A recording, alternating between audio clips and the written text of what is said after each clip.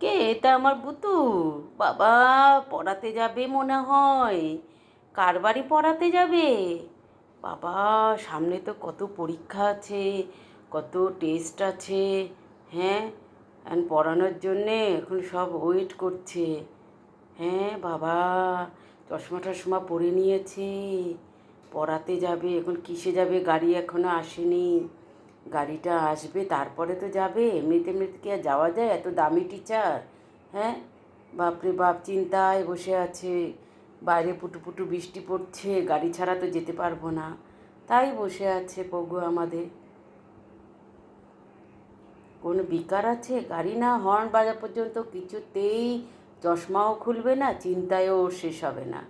আমি যে কী করি!